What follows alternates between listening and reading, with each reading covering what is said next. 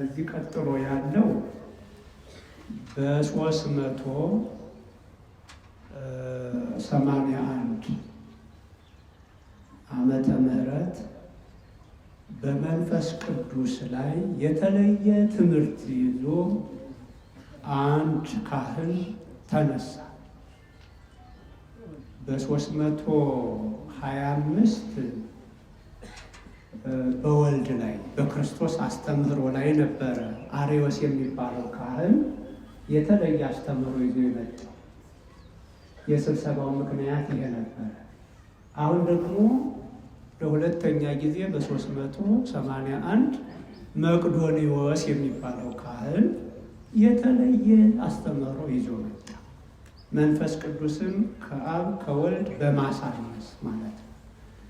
በዚህ ምክንያት 150 ሊቃውንት አባቶቻችን እንገናኝ፣ እንመካከር፣ እንምከረው፣ እንመልሰው፣ እናስተካክለው ብለው አሁንም በቀድሞዋ ታናሽ እስያ በአሁኑ አጠራር ቱርክ በምትባለው ቁስጥንጥንያ ከተማ ላይ ስብሰባ ተደረገ። እንግዲህ የሮም መንግስት ማዕከል ስለነበረች ብዙ የሃይማኖት ስብሰባዎችም የተካሄዱት እዛ ላይ ነው። ሶስቱም የሚገርመው በ325 ኒቅያ፣ በ381 ቁስጥንጥንያ፣ በ431 አሁንም እዛው ቱርክ ውስጥ ኤፌሶን፣ እዛው ቱርክ ነው። ሶስቱም ትልልቅ ዓለም አቀፍ ጉባኤዎች የተካሄዱት እና መቅዶኒዎስን ለመምከር መቅዶኒዎስን ለማስተካከል ስንት አባቶች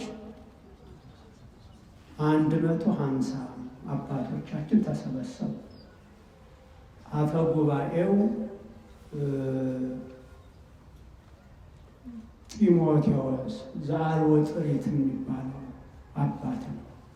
ዘአልቦ ጥሪት ይባላል። ምንም ገንዘብ የሚባል የሌለው ማለት ነው። ምንም ከኪሱ 5 ሳንቲም የማያስቀምጥ ዘአልቦ ጥሪት ይሉታል። ይህ እንዲያውም በአንድ ወቅት የእስክንድርያው ፓትርያርክ ባድማ አርዮሳውያን ከሰውት፣ እንዲያው መቼስ የማይደረግ ነገር የለም በምድር ላይ። ከክሶቹ አንዱ የአንዲትን ልጃገረድ ከክብር አሳነሳት የሚል ነበር። ፓትርያርኩ አይደረግ የለም ሰይጣን ደፈራል። ክርስቶስን አሰቅሎ ይል ብዙ ብሎ አገልጋዮቹን እና አትናቴዎስን ብዙ ቢል ምን ይገርማል? ከክብር አሳንሷታል ብለው በሐሰት በገንዘብ ገዝተው እንድትመሰክር ከክብር ያሳነሰ ይብላ አደረጉ። እና ሌሎችም አሉ። ትቻቸው ሰውን እንወንጅለው፣ ስሙን እናጥፋው የሚል ዝንባሌ ያለው ሰው ያው ሰይጣን ያግዛልና ብዙ የተንኮል መንገዶችን ያስተምራል። እና ብዙ ነገሮቹ ውድቅ እየሆኑ መጡና እረፍት ወጥተው ሲመለሱ ያቺ ሴት ቅዱስ አትናቴዎስን እንኳን መልኩን ስሙን እንኳን ያን ጊዜ አስጠንተዋል። በክሱ በቃ በሐሰት እሱ ከክብር አሳነሰኝ ብለሽ ተናገሪ አትናቴዎስ የሚባለው አሏት እንጂ እንኳን መልኩን ስሙን አታውቀው። እና ጉባኤው እየገባ እየተሰበሰቡ እያለ ታለቅሳለ የውሸትና ከክብር ያሳነሰኝ አትናቴዎስ። አቤት እንደ በአባቶቻችን ላይ አይ ፓትርያርኩ እኮ ነው ያውም አትናቴዎስ እናቴ ያውም አትናቴዎስ። እና እንደው ግርም ያደርጋል። ይህ ጢሞቴዎስ ዘአልቦ ጥሪት ወደ ሴቲቱ ሄደ። አንቺዬ እንዲሁ መቼ ነው ከአንቺ ጋር ያደርኩት? መቼ ቀን ነው? የት ቦታ ነው አለ። የተከሰሰው ማን ነው? አትናቴዎስ ነው። እንዲህ የሚላት ማን ነው? ጢሞቴዎስ ነው። ሳታፍር በዚህ ቀን አብረን ያደርነው ከአንተ ጋር አለችው። የሚገርም ማንን ነው እንዲህ ያለችው? ጢሞቴዎስ። ስለዚህ አታውቀውም። በዚህ ሁኔታ ነገሩ ውድቅ እንዲሆን መንፈስ ቅዱስ የተጠቀመበት ሰው ነው ይሄ ጢሞቴዎስ እና አፈ ጉባኤው ይሄ ነበረ። እንደው ይሄ ከተነሳ አንድ ነገር ልበላችሁ። በዛ ጊዜ ደግሞ የተካሄደው እንግዲህ ቁስጥንጥንያ ላይ ነው የተደረገው። ዓለም አቀፍ ስብሰባ ነው። በዘመኑ ቁስጥንጥንያ ላይ የነበረው ፓትርያርክ መላጤዎስ የሚባል ነው። ቅዱስ መላጤዎስ የሚባል ነው። ስብሰባውን እንደጀመሩ ቅዱስ መላጤዎስ አረፈ እና ስብሰባውን የሚመራው ፓትርያርክ ነው። ከዛ ያው ሊቃነ ጳጳሳቱ አባቶቻችን መላጤዎስን ቀብረው ሌላ አባት እንሹማሉ። እንዚናዙ የምትባል ሀገረ ስብከት ሊቀ ጳጳስ የሆነውን ጎርጎርዮስን ፓትርያርክ አድርገው ሾሙና ጉባኤውን እንዲመራ ተደረገ። የተወሰኑ አጀንዳዎችን መምራት ጀመረ። መምራት እንደጀመረ በጉባኤው ላይ ዘግይተው የቀረቡ የመጡ የእስክንድሪያ ሊቃነ ጳጳሳት፣ ግሪክ ውስጥ የመቄዶንያ ሊቃነ ጳጳሳት ነበሩ። ዘግይተው የገቡ ሲያዩ ያው መላጤዎስ ሙቶ ጎርጎርዮስ ዘእንዚናዙ ጉባኤውን እየመራ ነው እና ጉባኤው አንድ የሳተው ነገር ኖሯል። የበፊቱ እነሱ ሳይካተቱ ጎርጎርዮስን የሾሙ ያም ምንድን ነው? አንድ ሊቀ ጳጳስ ሀገረ ስብከት ላይ ተሾሞ እያለ በምንም አይነት ፓትርያርክነት ተሾሞም ይሁን ሌላም ነገር ይሁን ሀገረ ስብከቱን ለቆ ሌላ ቦታ ላይ ይሄ አሁንም ያልተሻረ ሕግ ነው። 15ኛው አንቀጽ ላይ በ325 ላይ ቅድም ወንድሜ እንዳለው እኒህ 318 ሊቃውንት ከደነገጓቸው አንድ ሊቀ ጳጳስ የመጀመሪያ የተሾመባትን ሀገረ ስብከት አይልቀቅ ብለዋል። ፍች እንደሚከለከል ሁሉ በምዕመናን በሊቃነ ጳጳሳትም ሀገረ ስብከት እንደ ሚስትን እንደ መፍታት ነው የሚቆጠረው። መጀመሪያ የተሾመበት ፓትርያርክ እንኳ ሲሾም ምንድን ነው መደረግ ያለበት? ወይም ይሄ ጄኔራል ቢሾፕ ተብሎ ቢሮ ላይ ብቻ የሚያገለግል ሀገረ ስብከት የሌለው ጳጳስ ከሆነ ወይ ሊቀ ጳጳስ ከሆነ፣ አለበለዛ ቀጥታ መነኩሴ ነው ተሾሞ የሚመጣው ከገዳም ለፕትርክና። አሁን ግብፃውያን አባቶቻችን የፓትርያርኮቻቸው ቁጥር አሁን ካሉት ጋራ 118 ነው። 118 ነው ፓትርያርኮቻቸው ቁጥር 118 ነው። በእኒህ በ118 ሊቃነ ጳጳሳት መካከል በስህተት 3 አባቶች ብቻ ሀገረ ስብከት ላይ እንዳሉ ፓትርያርክ ተሾመው መርተዋል። ከዛ ውጭ ያሉት ግን ቀጥታ ከገዳም ነው ተሾመው የሚመጡት። ያው የተዘጋጁ መነኮሳት አሉ ቀጥታ ፓትርያርክ መሆን የሚችሉ ማለት ነው። አለበለዛ ደግሞ ለምሳሌ አሁን ያሉት ብፁዕ ወቅዱስ አቡነ ቴዎድሮስ የትምህርት ቤት ዳይሬክተር እንዲህ በጽህፈት ቤት ብቻ የሚያገለግሉ ነበሩ ነው የሚባለው እንጂ ሀገረ ስብከት ለቀው አይደለም ፓትርያርክ የተሾሙት። አሁን እኒህ በ381 ዓመተ ምህረት የተሰበሰቡት አባቶች ጎርጎርዮስን ከእንዚናዙ ሲያነሱ ማን ላይ ሹመውታል? ቁስጥንጥንያ ላይ ፓትርያርክ ሲሆን ዋናው የካፒታል ሲቲው የሚባለው የርዕሰ ከተማው የሚባለው የሀገሪቷ የፓትርያርኩ ሀገረ ስብከት ይሆናል። እንዚናዙን ለቆ የቁስጥንጥንያ ከተማ ጳጳስ መሆን አይችልም፣ ሚስቱን እንደፈታ ነው የሚቆጠረው አሉና ተቃውሞ አነሱ። ልክ ናቸው? ልክ አይደለም? ልክ ናቸው? ልክ አይደለም? ይነሳሉ። የሾሙት ደግሞ አይነሳም። ትልቅ ትርምስ ተደረገ ሆነ። ያው ጎርጎርዮስ ዘእንዚናዙ የተማረ ሊቅ ነው፣ አይ ልክ ናቸው ብሎ አሰበ። እዛ ምን አለ? አይ አባቶቼ ስሙኝ አለ ጉባኤው። አሁን እኔ እንደ ዮናስ ልሁን አለ። እንደ ዮናስ ልሁን፣ ለመርከቧ መናወጥ ምክንያቱ እኔ ነኝ። ለመርከቧ መናወጥ ዮናስ እንደነበረ ሁሉ ለዚህ ጉባኤ መተራመስ ምክንያቱ እኔ ነኝ። ስለዚህ እኔን ያዙኝ፣ እንደ ዮናስም ጣሉኛል። ዮናስ ታውቁ የታሪኩን ያው ኮብልሎ ሲሄድ በሱ ምክንያት መርከቧ ተናጠች፣ ዕጣ ወጣ። አንስተው ወደ ባህር ሲጥሉት መርከቧ ጸጥ አለች፣ ደህና ሆነች። እና አሁን ጉባኤው የሚተራመሰው በእኔ ምክንያት ነው። ዝም ብዬ ካየሁት ሲኖዶሱ ሊከፈል ነው፣ በእኔ ምክንያት ክፍፍል ሊመጣ ነው። እኔ እንደ ዮናስ ነው፣ ያዙኝ አንስታችሁም ጣሉ። ለዚህ ጉባኤ መበጥበጥ የኔ ሹመት ነው። ስወጣ በሐዘን ነው የወጣሁት፣ ስወርድ ግን ደስ ብሎኝ ነው የምወርደው። እኔ ፓትርያርክ አይደለሁም፣ ራሴን ሽሬ ያለዋል። ደስ አይልም? አይ ጉዳይ እኒህ ናቸው እኮ አባቶቻችን ተሹመው ፓትርያርክ ከተባሉ በኋላ ልክ ነው፣ ቀኖናውም አይፈቅድም። አባቶች ሲጨንቃቸው ድንገት ፕሮግራሙን ይመራው ስብሰባውን ይመራው የነበረው ፓትርያርክ በመሞቱ ነው እንጂ ልክ አልነበረም የኔ መሾም። እኒያም ከእስክንድርያ ከመቄዶንያ መጥተው የተቃወሙት አባቶች ልክ ናቸው አለና ወረደ። እንዳለው ጉባኤው ተረጋጋ።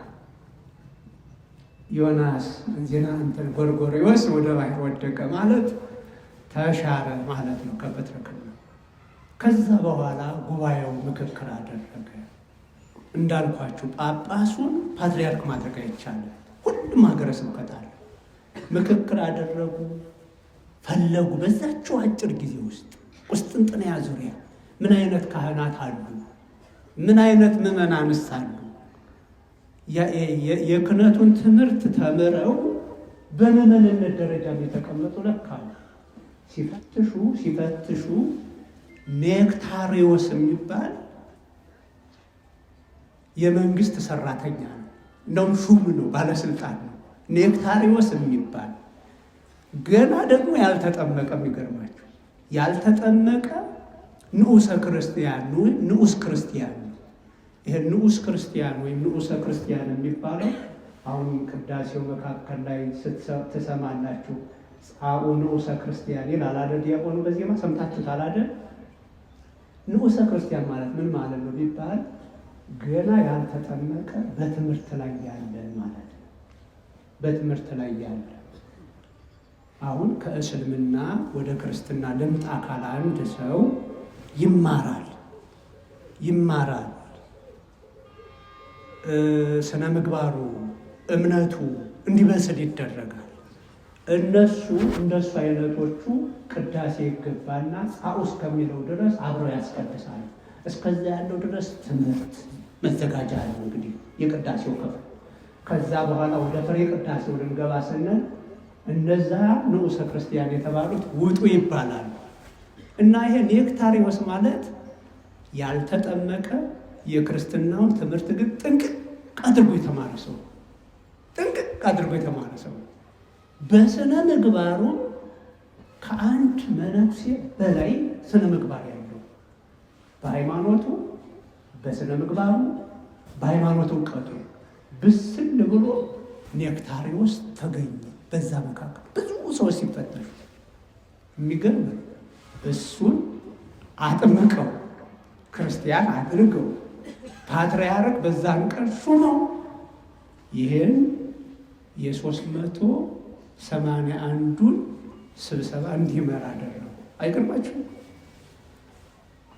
ንዑሰ ክርስቲያን ገና በአሕዛብነት የነበረ ሰው ማለት በደንብ ተዘጋጅቶ ስለነበረ ስነ ምግባሩ የተጠመመ ሰው ስለነበረ ከቤተ መንግስት ቀምተው ከስልጣኑ አውርደው እሱን አጥምቀው ፓትርያርክነት ሹመው በልንግል ይህን ጉባኤ መራል።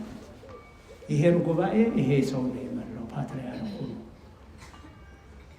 ሰማችሁ? አይገርማችሁ?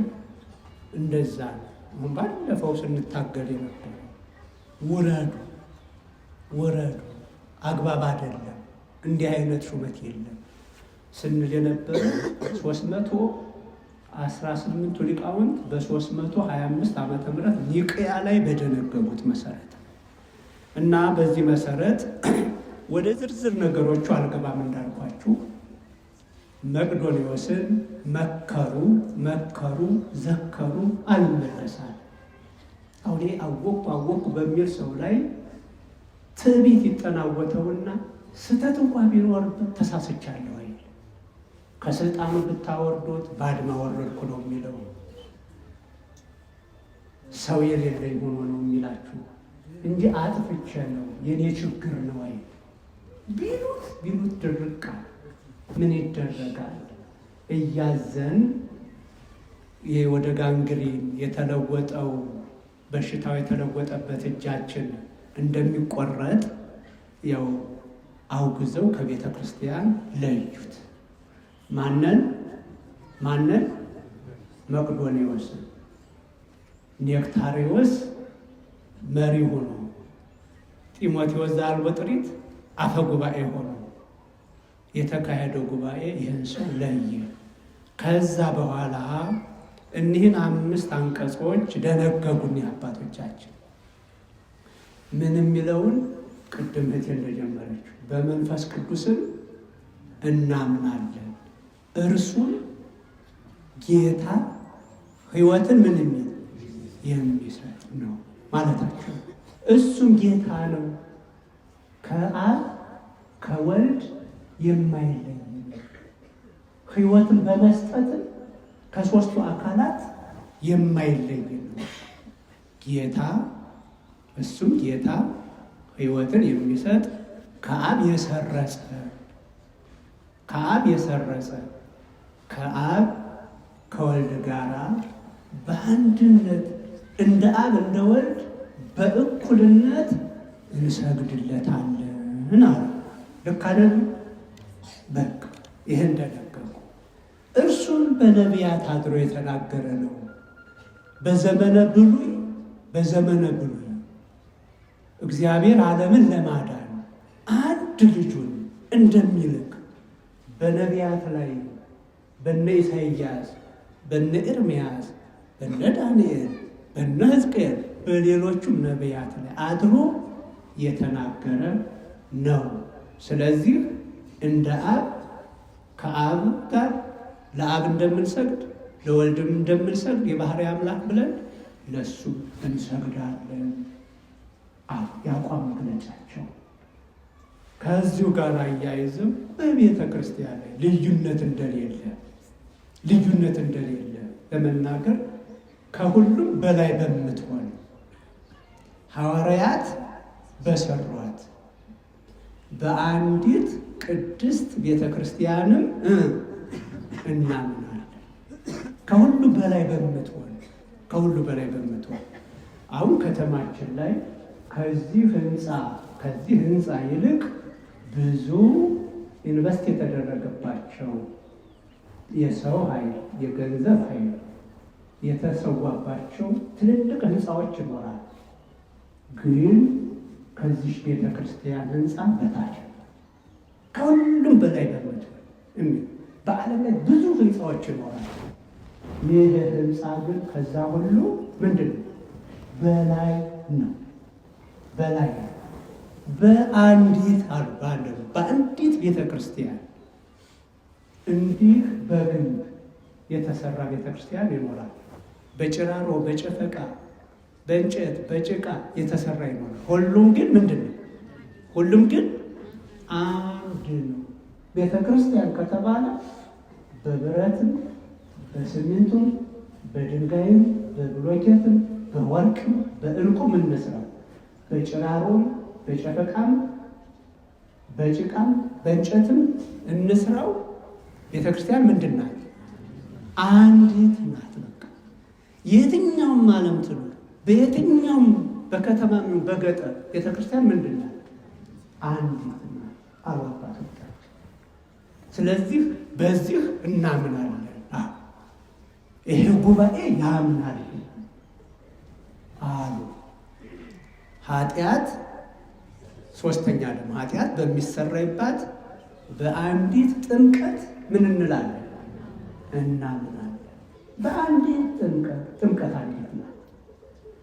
ሰው በ40 ቀንም በ80 ቀንም እግዚአብሔር እንደጠራው ይጠመቃል። ያ እድል ያልተሰጠው ያንን እድል ያላገኘ ደግሞ በ80 ዓመቱ በ70 ዓመቱ ከአሕዛብነት መጥቶ ሊጠመቅ ይችላል። ጥምቀት አንዲት ናት። አይደገምም። ጥምቀት አንድ ጊዜ ነው የሚከናወነው።